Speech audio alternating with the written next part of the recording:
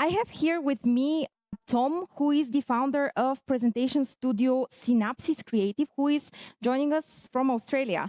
Hi, Tom. Good evening to you. Good evening, good morning, good afternoon, good middle of the day to everyone. Great. We're so happy to have you here. So Tom is the founder of the studio, and he's one of our amazing sponsors. The studio is one of our amazing sponsors. And to be honest with you, because I don't want to repeat what we are going to talk about in the session, you can see that in the agenda. I decided to share with you some thoughts on each speaker. So what I wanted to say about Tom is that since the moment I've been in the presentation industry and I've been following Synapsis Creative, I've noticed that they push the boundaries of everything creative. Like everything they do is amazing, trust me. And I'm sure that you're going to see it during the session and you're going to see the boundaries that they push with PowerPoint. Thank you for joining me. I'm super excited to be speaking about designing print in PowerPoint. A little bit about me and why you should really care about what I have to say. I started Synapsis about 8 years ago, purely as a presentation design agency. We found over the first couple of years, most corporates actually use PowerPoint for everything but presentations. They use it for print, they use it for animation, they use it for general documents, they use it in such a wide variety of ranges. So we really started to lean into that, and so we became a content agency, a creative production agency that just happens to produce everything we do in PowerPoint. I am really hesitant to tell anyone that's what we do, because I think PowerPoint has this horrible stigma. So I usually like to show people. So we're going to start with a little bit of a video clip about sort of some of the stuff that we can do, and I'll kick into that straight away so you guys can see what we do at Synapsis. So everything you can see here is made in PowerPoint. Everything on screen is a PowerPoint document. It's a PowerPoint slide. Everything we've done is made in PowerPoint. So we really focus on being able to change the way people think about PowerPoint as a functional, straight-out presentation linear design program. We've been going for 8 years now, and we've had a lot of fun being able to create some really awesome pieces.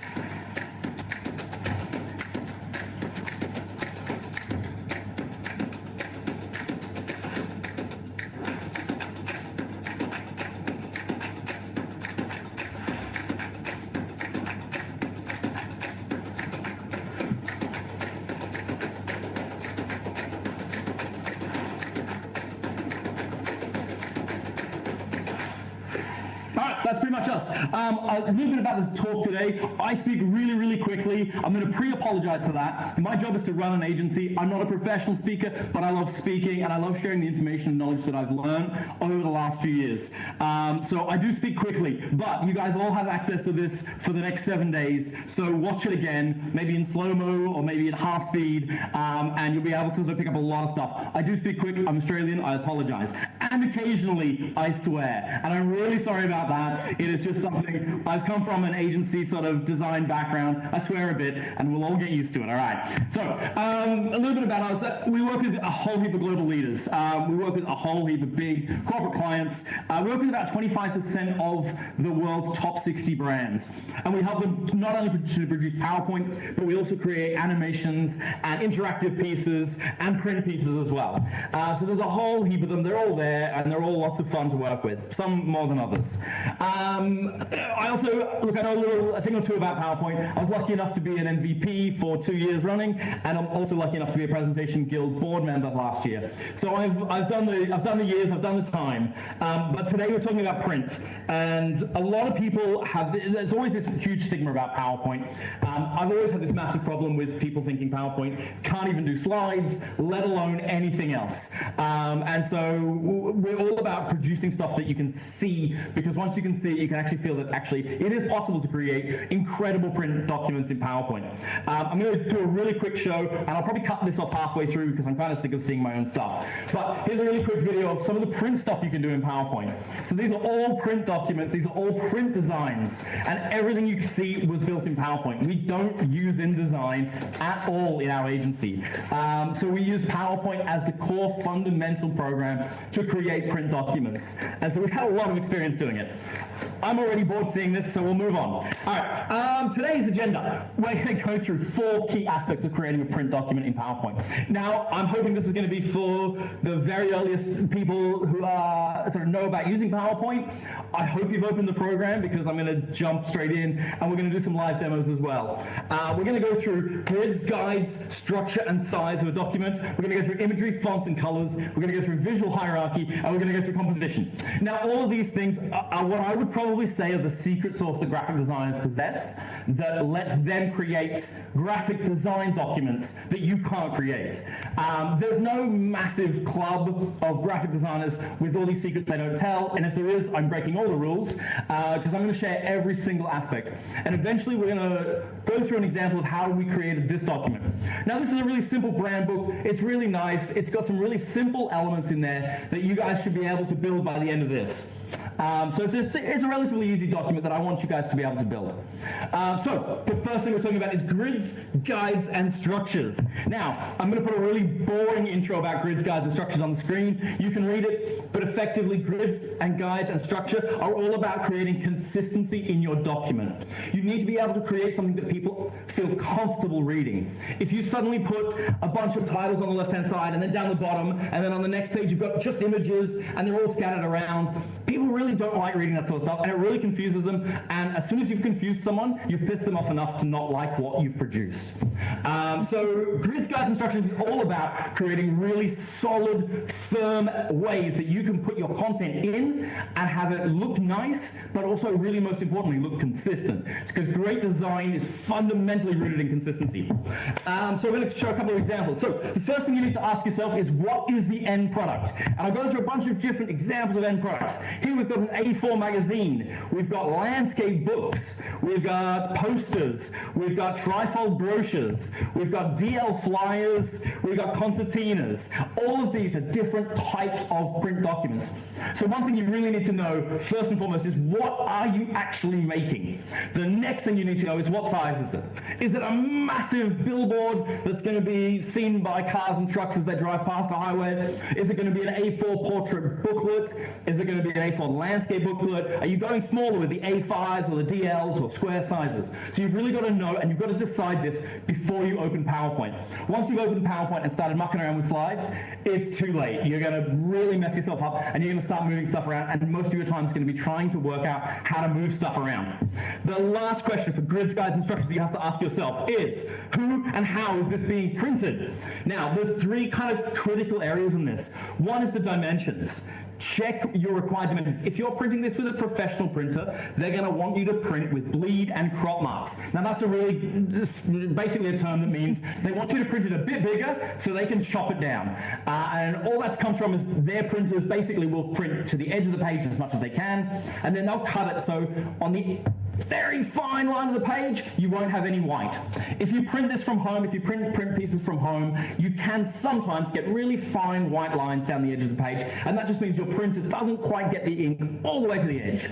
So if you want to print with a professional printer, they're going to ask you to make it a little bit bigger, and you've got to generally check with your printer as to what size it needs to be. The next one is paper stock. That can affect how you lay out your document. If it's a really thick paper, then you're going to need to have a little bit higher margins, which we'll get into next. And then the last one is page count. Now, page count is important because all booklets are made from twice the size of your paper. If you have an A4 piece of paper, your booklet is actually going to be printed in an A5, in an A3, so it'll be printed double the size, and then they'll just fold it in the middle. So it's really important to know how many pages, and that means there is 1, 2, 3, 4 pages. So all booklets have to have internals of 4. All right, so that's kind of the basics. We're going to jump in now to our example. All right, so here we have our first decision. Now, when we worked with our client, which was Yogurt Digital, a great digital agency based in Australia, they decided, we worked together, that we would have an A4 size booklet. And they decided no bleed, no crop margins, because they wanted to be able to edit this themselves, and they wanted to be able to print whenever they wanted. So we went with a A4 size, no bleed document. And what we have here is an A4 size, no bleed document. Now, to get here, we go into the design tab, and we go to slide size, and we go to custom slide size. Now, here is the first thing. When you select slide size useful, you can select A4 paper, A3 paper. There's a whole bunch of options you have here. And I'm going to look right down the barrel of the camera, and I'm going to tell you, PowerPoint lies to you. Never, ever use the PowerPoint defaults in any situation. Now, if I select A4 paper right now, it even tells me the measurements. That's 210 by 297 millimeters. When I select that, it actually changes the width of my page to 19.05 and 27.517. I don't know why. I'm assuming it's because it thinks printers come from the 1980s or 1990s, where they have to print a white margin around the entire outside. Modern printing has evolved from there. Unfortunately, the settings in PowerPoint have not evolved since then. So if you do need to put an A4 paper in, you need to manually go in and say, no, for the width, I actually want 21 centimeters, and for the height, I actually want 29.7. And that's what will create you a real A4 size document. If you need bleed, your printer will tell you if it needs to be 5 millimeters bigger or 10 millimeters bigger, and you can adjust the sizing from there. All right, so we're going to jump back in, and I will show you very quickly how you can get to slide size, custom slide size, and here is where we select our A4 paper. And so you can see already the lies that they've input in here, and they lie to you. So once we've done that, we can go to 21 centimeters by 29.7, and then we're good to go. All right, so we're going to jump back into our presentation. And you can see, right, now we're into margins. Now, margins are a super important part. They are the highest respect lines of your content in a print document. You don't want text running all the way to the edge of the document because it's going to confuse people and it's going to make things feel really busy. One of the big ethos design factors of designing in print is that you want people to feel spacious when they read things. So each different sets of margins can really adjust how your content feels on the page. And we'll go through a couple of quick examples. Now, what we've got here is an overly tight margin, and then we've got an overly wide margin. An overly tight margin is going to make things feel really busy. And maybe your brand is a really we've got things to do, we're really busy kind of brand. And you can move towards that overly tight margin. Maybe you're a little bit more artsy and a little bit more free-flowing, and you go, hey, we're very cool, we're very calm. That's not for every brand. Some brands have different personalities, but then you can go for an overly wide margin. Now we'll go through a couple of these examples in practice. All right, what we have here is an example of a balanced margin. This is roughly somewhere in between what you want, and what it shows is it's balanced and level-headed. So this is really informative. This shows that the information is informative, that it's really interesting to read, and you kind of can move straight into it. We'll move over to a wide margin. Now this is where we get into the really artistic and open and free feelings. Now before I've even read the text, I'm already feeling that this is an open and free and open thinking kind of Art Nouveau sort of feel. Next, we've got a narrow example. Now, this is a feeling of being busy and full, like stuff is always going on. Stuff is always moving. And then the last one is an example of an unbalanced margin. Now, what they've done here is the outside margin lines are wider. So that's pulled the content together. And what that does is bind the content together, and it gives you a feeling of closeness. So you've got to decide, based on your brand, how you want to lay your margins out. So we've gone through a couple of different examples of margins. We're going to jump over to our example, to our Yoga Digital brand book, and see what we're building there.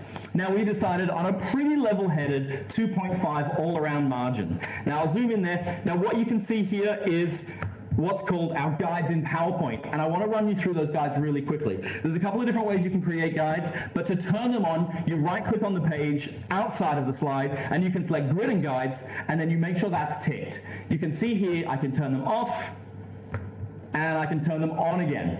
Now to be able to create them, you can turn them on and then you can add a vertical guide. Now you can see that guide has ended up right down the middle of the document, and I can grab that and I can move that around as much as I like. And this is how we start creating our structure to our document. This is how we start to be able to move things around. If I need to add another guide, I can hold the control key and add a second guide. I'll get rid of those for now because we're going to move into margins now.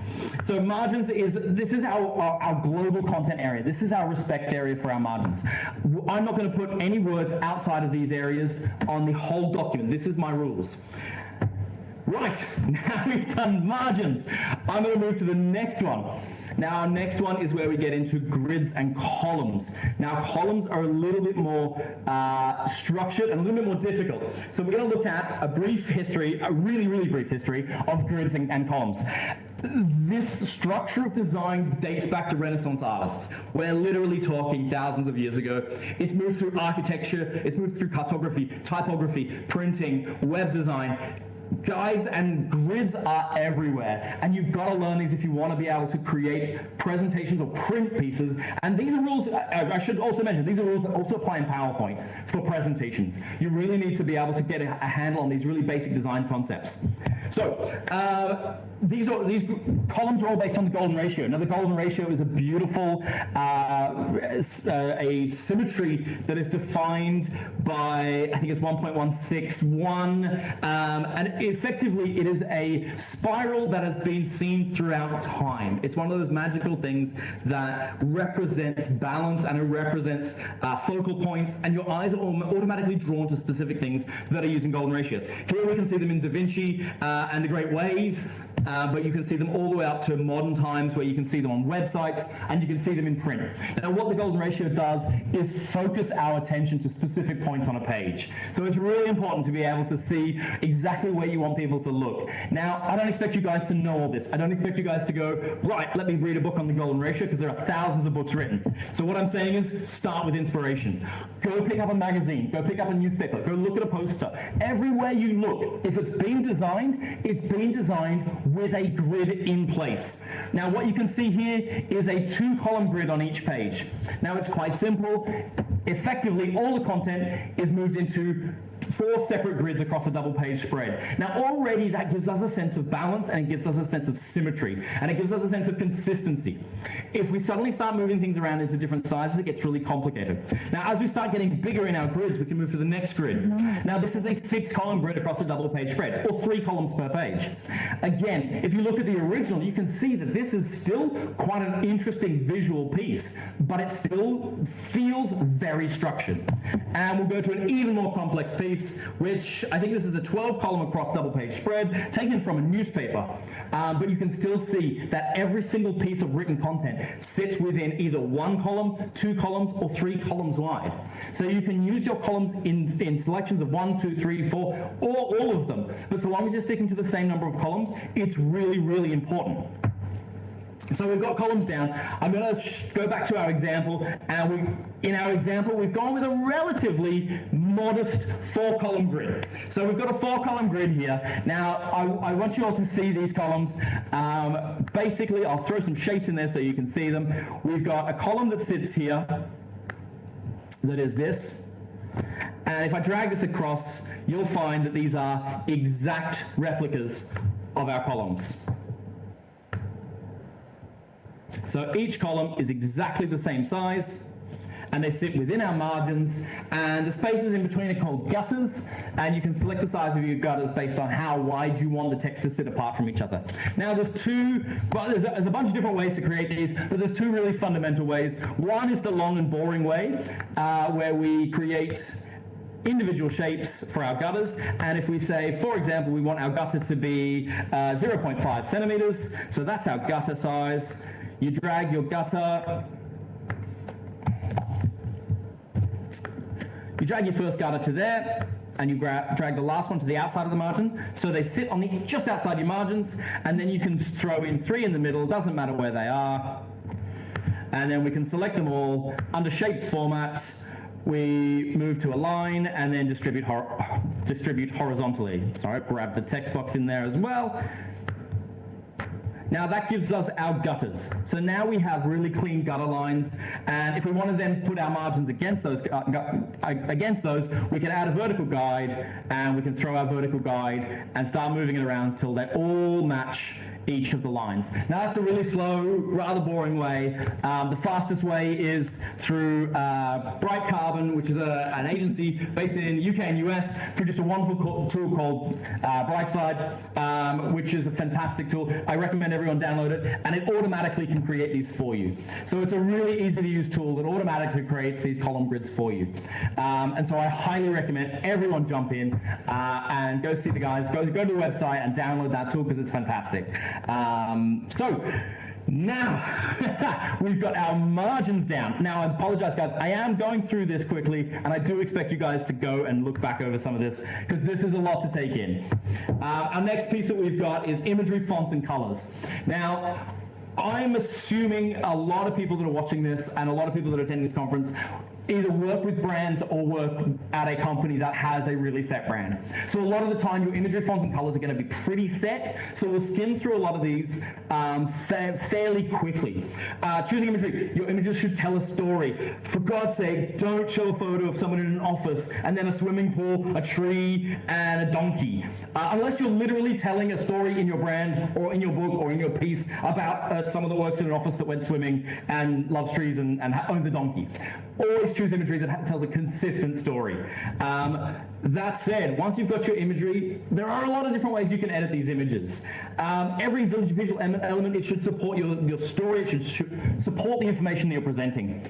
Don't just add images to look good, but you can go with different ways of presenting imagery. And this is a really great way to take your brand, or whatever brand you're working with, and just push the boundaries of the brand a little bit. Because I really find just gentle boundary pushing of brands is where really brilliant work can come. So you can go black and white imagery, you can go color tint, you can go one color, and you can go deep etch. Now, all of those are available literally in PowerPoint. And you can Google how to do a color tint in PowerPoint, how to do one color, but you can basically do most of those things in PowerPoint. Deep etch is a lot harder, and I recommend you use online programs like remove.bg or other sort of apps. You can use Photoshop and things like that if you're familiar with those programs. So there's a lot of stuff you can do with imagery. We're going to move straight to color.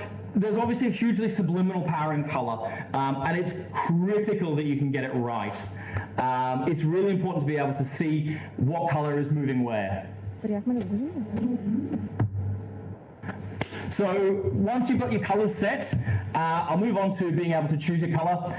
Now, there's different ways you can choose colors. I'm not going to go through all of them because literally designers spend weeks and months and years learning this stuff and being able to do this stuff. But the first really easy way is to take a color wheel and choose 3 colors or 4 colors or maximum 5 colors that sit side by side on that color wheel. The second way is really easy. Is take that color wheel and put a line through it and put another line through it and pick those 4 colors. Now, what that's called is a complementary color scheme, and basically that gives you warm colors and cool colors, so you can play with the contrasts of the 2 of those. This is a quick warning. Color blindness is a real thing, and accessibility is a really huge thing these days. So always check your 2 color pairs together, because some people have trouble distinguishing pairs together. So it's really important that you can distinguish each of the pairs together. Right, so we've done our colors and we've done our imagery. We're going to move into choosing fonts now. Again, this is something that's probably set by your brand, but effectively what you want to do for your fonts is don't choose more than 2 or 3 fonts for a piece. You can choose a family and maybe pick 3 to 4 maximum, but you really need to have a separate font for headings and a separate font for body copy. And then once you start building out your visual hierarchy, you can build out even more from there. So, font choices should always be easy to read. Always limit elaborate and cursive fonts to headers. It's really good to be able to have clean, easy to read fonts for your body copy. I would say the best sans serif fonts, the best serif fonts for print is Georgia, Baskerville, and Garamond. They're all in PowerPoint, you can use them all. The reason they're serif is the little feet that you see on the bottom of the text makes it actually easier to read long blocks of text together.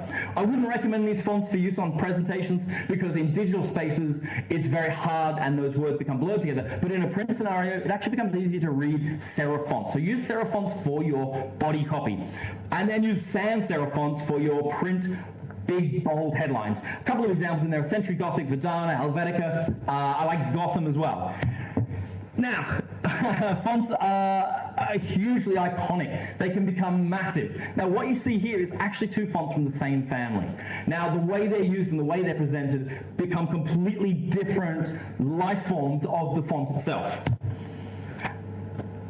The last thing I'm going to say about fonts is if you're choosing different fonts, try and pick fonts from the same family. So here there are 4 different types of Arial. A lot of people bag Arial out, and yeah, it's had a bad rap, but there are 3 different ways you can present Arial, and you can then extend that even further if you start condensing them or expanding each of the characters out. So we're going to move to our Yoga Digital book, and I'm going to show you really quickly how we chose and formatted our imagery, our fonts, and then our colors. All right, so the main choices we had here, imagery. So we took a general image and we chose to crop people's faces into circles here. We found that really nice, kind of easy way to show a highlight to a person. So that's how we've treated those images. We've also found a really good background texture, which the brand is yogurt, and we really felt like this was kind of yogurty, but also quite fun. So it really speaks to their brand. They're a digital agency. They're a quite fun agency. We've had a lot of chats with them, and we found that they were fun, but yogurt. So we went with that sort of color blended yogurt look. The fonts we chose, we went with Gotham Condensed Bold, Gotham Narrow Medium, and Gotham Narrow Light. So these are our three. They're all from pretty much the same family. They're all from the Gotham family. And we selected the Gotham fonts because we had a lot of flexibility in being able to use the headings and then subheadings and body copy. Now for our colors, we went with, this is their brand colors that were assigned to us, were yellow, black, and off-white. And we listed out our RGBs, and then we did a bit of a play, and we saw what worked on what color. So once you've got your colors together, always test out your colors and see how they look. Give that page a test print, see how it looks in print, and that way you can make your choices from there. So now we're going into our third and very nearly final topic, which is our hierarchy. Now this is where things start to get really cool and really interesting. This is where things start to come together and they start to become actual pieces. This is where the design element really starts to come in. So far you've done all your groundwork, you've set up your, your document size, your grid size, you know your colors, your imagery, your fonts. Now it's time to start to build a visual hierarchy. Now visual hierarchy is the arrangement of elements by their level of importance. Literally, it's telling the person reading what's really important and what's not as important. Now there's a whole heap of ways we can do that.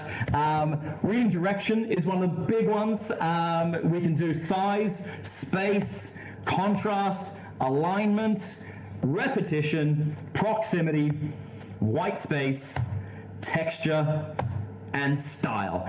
Each of those are different ways that you can show what's important. So one of the really easy ones is size. When you see a big bold header, you know that's what you're supposed to read. Another way is space. When you see text moved away from another piece of text, you know that that's an important piece of text. Another way is alignment, which I hate to say, bullet points are alignment. That's how you know those bullet points are all related and all one block of information.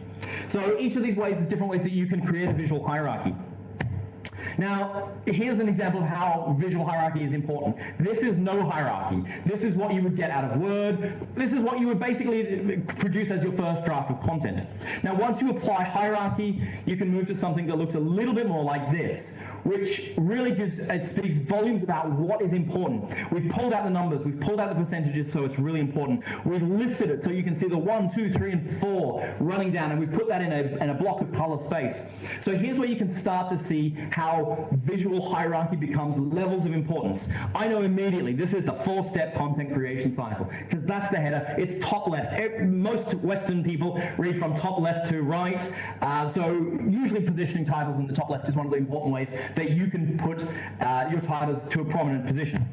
Now, if you're going the full list of hierarchy, and this is the full list, you've got a cover, divider title, page title, subheading, secondary subheading, body copy, emphasis in body copy, and footnote.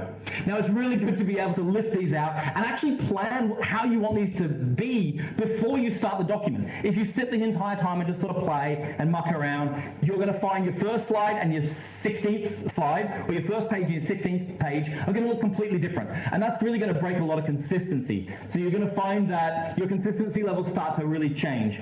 Here's another example of how you can move and create those hierarchies to give you simple bullet points, chunks of text, and be able to create different spaces. Now this is the exact same content, and I'll move between them again from a straight out full width copy to something that's a little bit more structured, something that's a little bit more organized. And then we move to another piece entirely to something that has a bit of color and has a different way of displaying our titles and a different way of displaying our subheadings.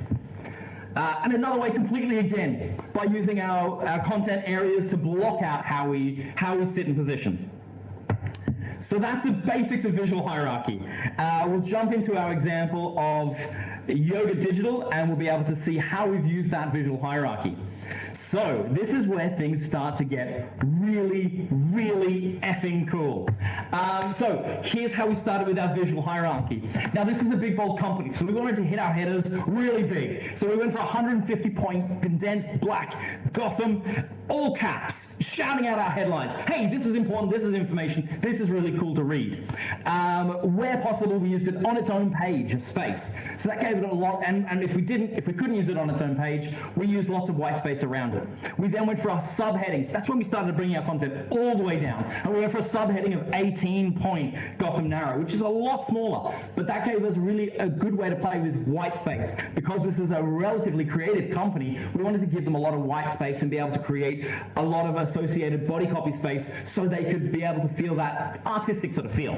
Then our body copy went even smaller, down to 11-point narrow light, and we put a wide paragraph spacing to allow for the content to breathe. Obviously, when you start bringing your font sizes down, you need to be able to put lots of spacing in there so content can breathe. And then we also associated a yellow line for floating paragraph and callouts. So this is how we start structuring our visual hierarchy. Now, we do this before we even create a document, before we even start working into PowerPoint, before we start working our content in. We create this sort of hierarchy sheet, and everything builds up to this hierarchy. Now, the last piece, the very final piece, because I know we're crashing down on time, is building our composition. Now, composition is it. It is the final piece. In print, it's often called page layout, but it is the very final piece that focuses on the arrangement of all visual elements to make up a final design. Now, what we went through then was visual hierarchy, where we went through most of the text elements, mostly how things are read and how things are understood. Composition is where we start including feature, imagery. It's where we start including textures and things like that to start creating a really final piece. Now, obviously, composition is always influenced by the rules of the visual hierarchy and the structure. So everything feeds into this composition, being able to use the placement of visual elements and using the grid, the guide, the margins, the fonts, the colors, the features, and the hierarchy. Here's a couple of different examples of how things are being composed before. So you can see here, this is all running to a grid-based structure, but using the content sitting very low and using feature elements over the top. Another one you can see here is, this is a really strong call out to the magical golden ratio. And this is, again, it's still structured in a very, very, very specific structure. So I'm going to jump back in, and this is our last piece, and then we're going to do questions and anything else you guys have. I'm hoping there'll be some questions. So we're going to jump into our final compositions. So, our final compositions. Now, we started building, and these aren't our finals, these are our compositions where we start working. Now, this is where you get to play. Once you've built your rules, and you build your own rules with hierarchies and things like that, but once you've built your rules, that's when you start playing with your rules. So we started with the big, this is a heading, this is a really informative piece. And then we moved into, what does the body copy look like? So we'll zoom in a little bit, and it's got those yellow lines, and I'll switch off. Actually, we'll jump into slideshow mode. Why not? So this is what the body copy might look like. It's got body text, it's got those yellow lines sort of encompassing it and sort of housing it and holding it, but it's still relatively quite special. What it looks like with some subheadings, we played with the yellow subheadings and how they looked in print. They don't look great on screen, but they're actually quite nice on print. We then started using our imagery as texture. Now, imagery as texture for print is really beautiful. It's a really nice way of doing it. And I'll jump out of this and I'll actually show you guys how to do this, because this is one of those tricks in PowerPoint. This is just editable PowerPoint text, and you can keep typing and it keeps the texture alive. So to do this, I will give you a quick example. You right-click, format shape. Under text options, you have text fill. Now, most people go with the solid fill or a gradient fill. If you select a picture or texture fill, it's going to give you the worst textures PowerPoint can offer. Now, literally, I think it selects one of these textures. Now, I'm not sure why these are still there, but they are. Don't ever use them. I think the golden rule is PowerPoint gives you terrible defaults, and that is always my magic golden rule. PowerPoint has the worst terrible defaults. So using the imagery of the texture that we had, we could insert that from here, and that gave us that imagery in behind the text that looks like a texture. Now you can move it around, you can offset it, and you can play with this sort of stuff here. So if we go to a 70%, things start to move around in the texture, and you can actually play with the way things work. Here's another composition example.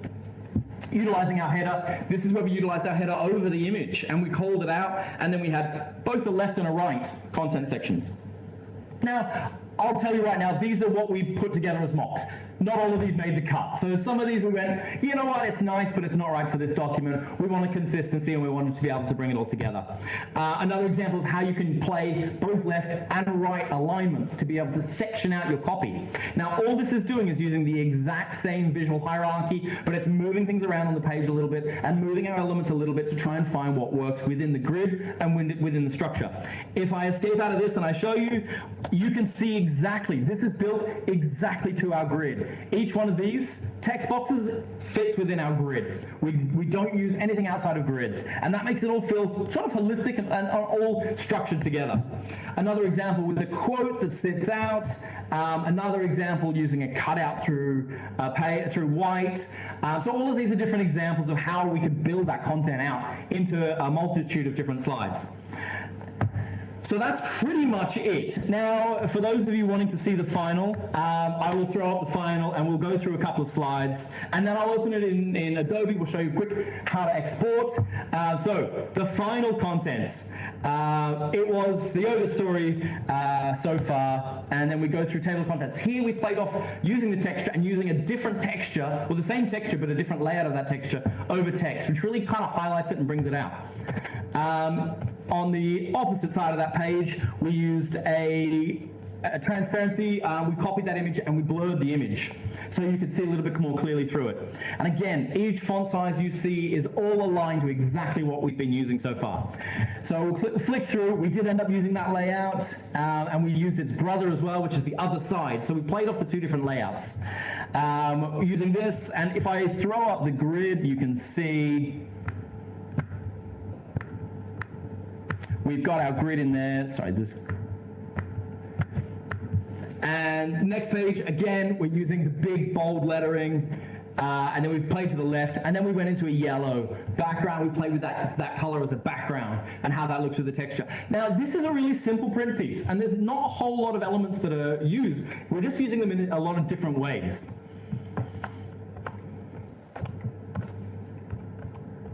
Now, to export, that's the really interesting one. It's quite easy. You go File, Export, Create Adobe PDF. If you have Adobe installed, you get the option of creating the Adobe PDF through here, which gives you a couple of extra features. Alternatively, you can create it straight from Microsoft. That's pretty much the whole kit and caboodle. Have we got any questions? So, we haven't got any questions, but you should see the chat. I mean, I was so excited throughout this whole time. I mean, this session was great. Yes, you mentioned that you talk fast. I definitely recommend people to go and check out the session afterwards, because I said at the beginning, you push everything creative to extreme boundaries, and I think you proved it with the session. And I mean, who can believe that this is PowerPoint, right? So everything that you have created looks, I mean, it looks amazing. Come on. So definitely there was one comment. So this is probably the most exciting and informative talk I've ever watched. So so I would say it's your session is, Tom, definitely a success. There is one question around what's the tool that you showed for the grids. You mentioned already it was by Bright Carbon, but I'm going to let you explain it, because also our team is using it. I mean, everyone in the presentation community is using the tool because it's so great. Tom, I think you're on mute. Yeah. Tom, you're on mute.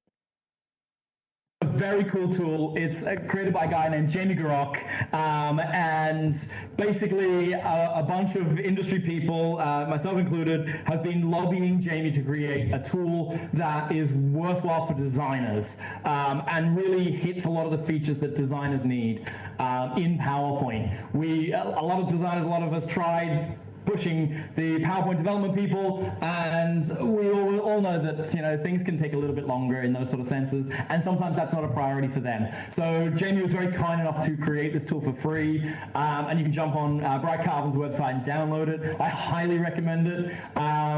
It's one of those tools that you don't know you need until you've got it, and once you've got it, you don't ever want to let it go. That's probably the highlight that I can speak about from that. Yeah, and there is one question that just came in. Are there any other critical tips for packaging the file for a printer? I think that would be a question that probably a lot of people would ask. That's a really good question. So yes and no. A lot of printers, the whole print industry is moving towards digital printing. The quality and perfection in digital printing is huge now. So if they are digital printing, then there's very little they're going to ask from you. They may say you need to add a crop. And I highly recommend working that out before you start, because adding a crop at the end, unless your pages are all white, adding a crop at the end can be a real pain in the ass. Because you have to make your images a little bit bigger, you have to make your text a little bit moved over. So I highly recommend knowing beforehand, which is why we put that to the start. I highly recommend talking to a printer first and saying, what do you need to print this out? If they're printing in a traditional way, then they will probably ask for a little bit more details in the prints, but there's nothing that PowerPoint can't output. Effectively, for a long time, we were putting blue lines in for our crop lines, and printers recognize that as a cyan, and they could crop to that.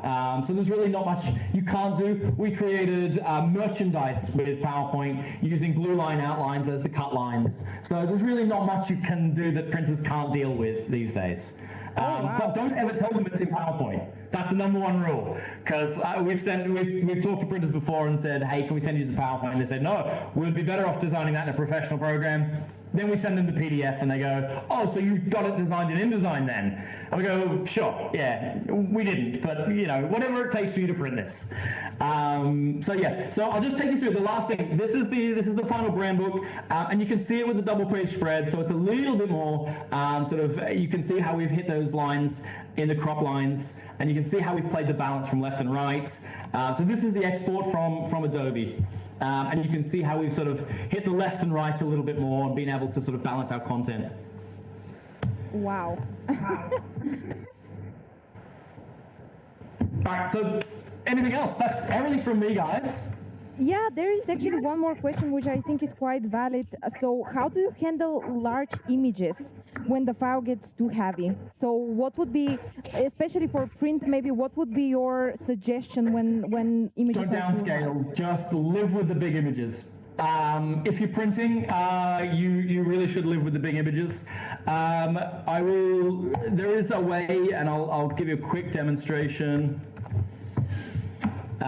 If you are working with an image, then you can go to picture format, and you can change the picture down. You can downscale the picture.